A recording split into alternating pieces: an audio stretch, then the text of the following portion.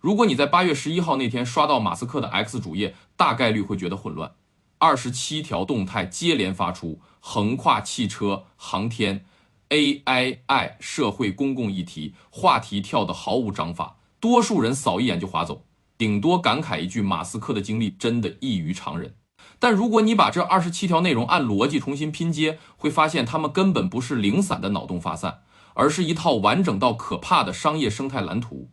这期内容我们把这些碎片拼合起来，看清马斯克商业帝国的终局形态，以及普通投资者最容易踩进去的宏大叙事陷阱。大家好，我是志行，这里不做投资建议，只和大家一起把市场背后的逻辑看清楚。我们先从最贴近大众消费的汽车说起。这次动态里出现了首台整合星链硬件的 Cybercab 实车，很多人只当是又加了一个新配置，没读懂背后的转向。我观察到的信号是，特斯拉正在重新定义汽车的属性，它不再只是一个从 A 点到 B 点的交通工具，而是正在变成一个移动的通信、娱乐甚至办公空间。星链的接入意味着车辆可以脱离地面基站，在全球任何位置保持高速网络连接。对无人出租车来说，这是运营可靠性的底层保障；对乘客来说，这是移动空间体验的完整升级。很多人对星链的认知还停留在偏远地区上网，却没意识到它正在成为马斯克所有移动终端的标配底座。天上的卫星网络最终要落地到每一个可以移动的硬件上。紧接着还有一组数据值得留意，美国最新的消费品牌忠诚度统计里，特斯拉排在汽车品类第1位，甚至超过了很多传统豪华品牌。很多投资者看特斯拉，眼睛只盯着每个季度的交付量和毛利率，很少把品牌粘性当成核心指标去跟踪。对低频大额消费品来说，高忠诚度意味着更长的用户生命周期以及生态延展的天然基础。当用户对品牌的信任度足够高，企业推出新品类的试错成本会大幅下降。从电动车到人形机器人，用户愿意因为品牌去尝试全新的产品，这就是生态的势能。这段时间市场上还有一个讨论，就是 ARK Invest 提出特斯拉可能逐步减少对中国供应链的依赖。不少人看到减少依赖4个字就直接解读成产业脱钩，我更倾向于把它理解成全球产业布局的常规微调，而不是非黑即白的切割。对一家全球化的车企来说，适度分散供应链风险本来就是正常的经营策略。马斯克本人也在 X 上正面回应了相关讨论，他说中国很棒，强烈鼓励大家去旅游。这句话听起来很官方，其实传递的态度很明确，不否认供应链优化，但也不会弱化对中国市场的重视。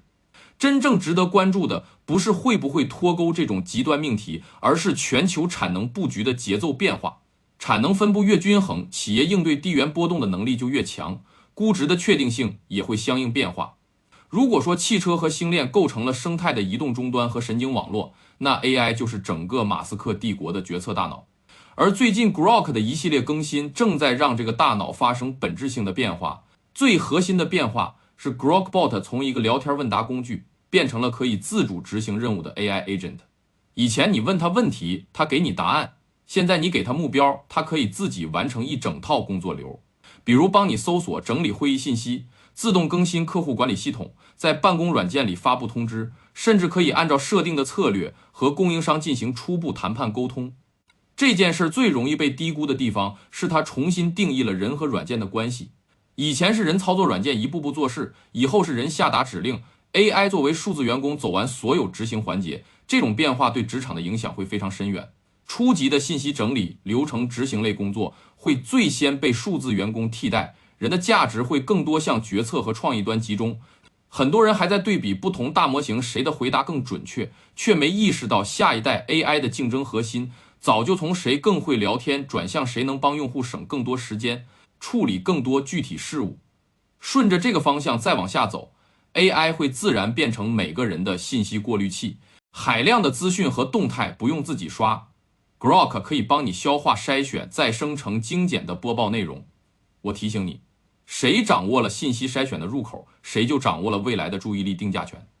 这件事儿放在 X 平台的生态里，想象空间会比单独的聊天机器人大得多。这次同步放出的还有 Grok 4.5 的相关信息，定位是 Opus 级别的模型能力，同时在速度和使用成本上做了明显优化。但真正体现技术差异的是一个很多人看不懂的数学测试，叫亏格。它考验的不是模型背了多少公式，而是对拓扑结构、空间逻辑的理解能力。简单说，普通模型擅长处理文字和已有的知识，而对空间结构的理解是 AI 认知物理世界的基础。这件事对聊天用处不大，对自动驾驶、机器人、工业设计却至关重要。这也是我认为 XAI 和其他大模型路线不一样的地方。它从一开始就不是为了做更好的聊天工具，而是为了给真实世界里的硬件设备提供智能大脑。AI 能理解物理规则，才能真正驱动机器人完成复杂操作，才能让自动驾驶应对各种极端场景。这一步突破是把数字智能落地到物理世界的关键台阶。很多人能看懂 AI 与实体结合的产业趋势，却始终抓不住真正的落地信号。要么把厂商的公关宣传当成技术突破，要么等股价涨完才后知后觉，始终踩不准进场节奏。如果你不想只做宏大叙事的旁观者，想把抽象的趋势变成可跟踪的具体指标，可以点击我主页链接，领取这份马斯克商业帝国跟踪手册。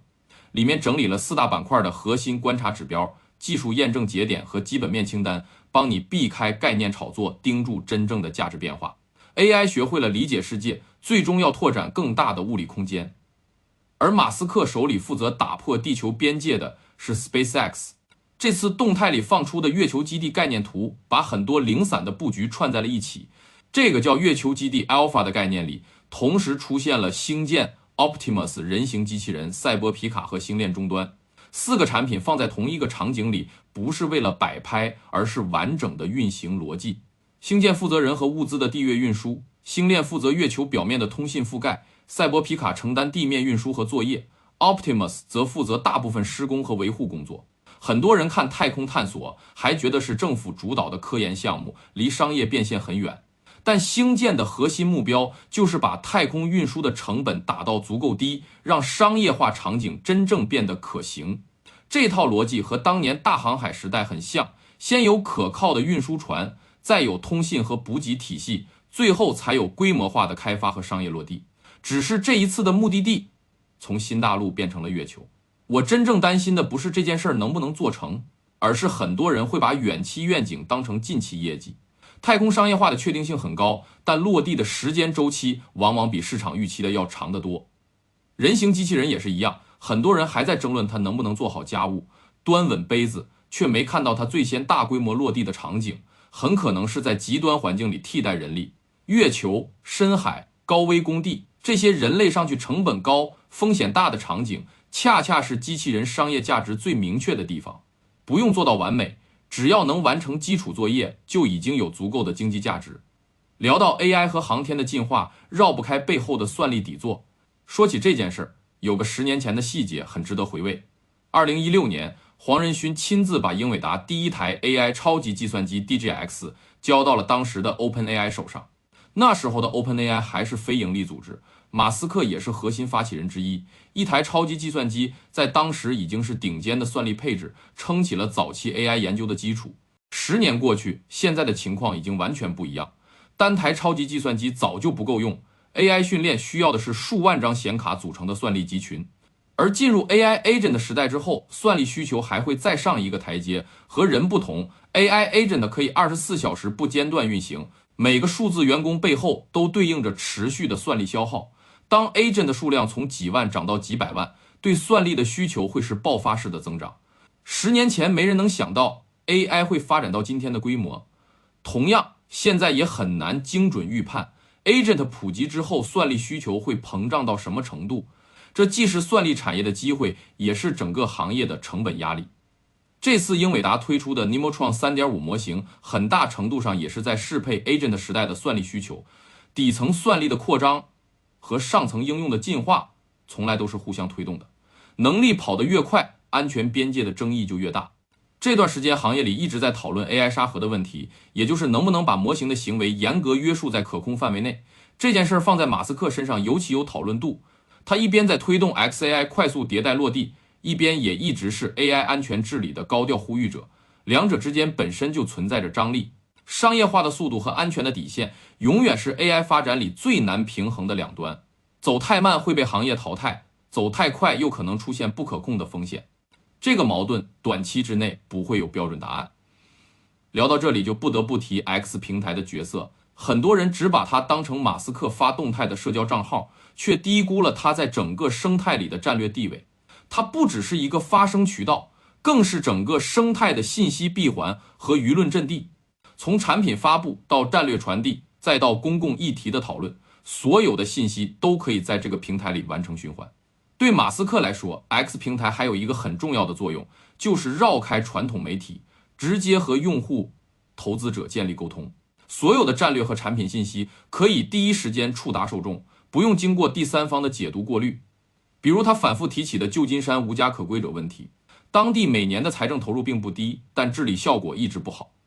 核心矛盾不在钱少，而在激励机制错位，投入和结果没有形成有效挂钩。还有之前引发广泛讨论的新冠 mRNA 疫苗内部短信事件，争议的核心也是公共决策过程的透明度问题。马斯克把这些话题放到公开平台，本质上是用舆论参与公共治理的讨论，包括他对欧洲社会安全和人口结构问题的评论，其实都是同一个逻辑，用平台的流量影响力把原本小众的讨论推到公众视野里。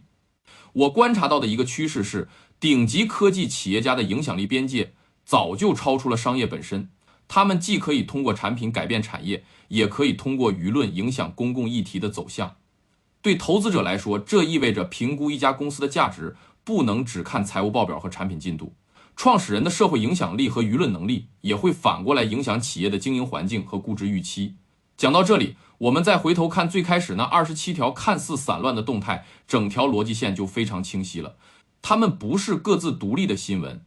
而是同一套生态体系的不同侧面。 XAI 提供核心的智能大脑， Optimus 人形机器人负责物理世界的执行，特斯拉和星链构成移动终端和全球通信网络， SpaceX 则负责把这套体系拓展到地球之外，从地下到天上，从数字到物理，从地球到月球，所有的板块拼在一起，就是一个完整的地月经济生态。这才是马斯克真正的商业版图，而不是单独某一家公司的成败。很多人看马斯克的资产都是分开算特斯拉市值、SpaceX 估值、XAE 融资额，但真正的溢价恰恰来自他们之间的协同效应。单独一家的天花板有限，合在一起的想象空间才是市场定价的核心。很多人就算看懂了这套生态逻辑，真到投资决策的时候还是反复踩坑，要么被宏大叙事冲昏头脑高位进场，要么过度保守错过整个产业周期，始终找不到叙事和估值的平衡点。如果你也有同样的困扰，可以点击我主页链接领取这份马斯克商业帝国跟踪手册，里面专门整理了估值安全边际的判断方法和资本开支跟踪清单，帮你在狂热的市场里守住自己的决策标尺。但说到这里，我必须把大家从宏大叙事里拉回来，商业蓝图再完美，终局想象再诱人，都不能直接和当下的股价画上等号。市场最喜欢宏大故事，也最擅长用10年后的愿景给今天的资产定价。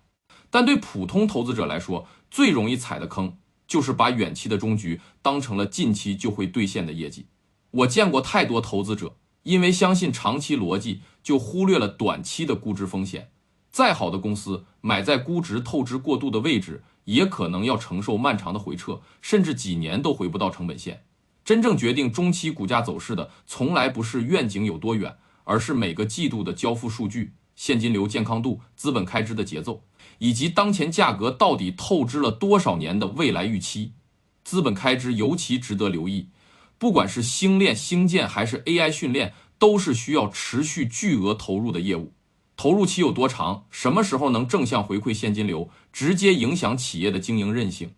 我一直的观点是，看懂长期战略是一种能力，能守住估值安全边际是另一种能力，两者缺一不可。只看故事不看估值，很容易在狂热里接在高位。不要觉得伟大的公司就不用看价格，历史上无数次市场周期都证明，再优质的资产也会有价格远超价值的时候。说到这里，也想问问大家，你更看好马斯克生态里哪一块业务的落地速度，还是觉得现在的市场叙事已经过热了？可以在评论区说说你的判断。如果你也喜欢在市场热度最高的时候多听一点冷静的拆解和风险提示，可以订阅这个频道。后续我们还会持续跟踪全球科技巨头的战略变化和估值逻辑。最后还是要提醒大家，以上所有的产业分析和战略拆解都只是基于公开信息的个人观察，不构成任何形式的投资建议。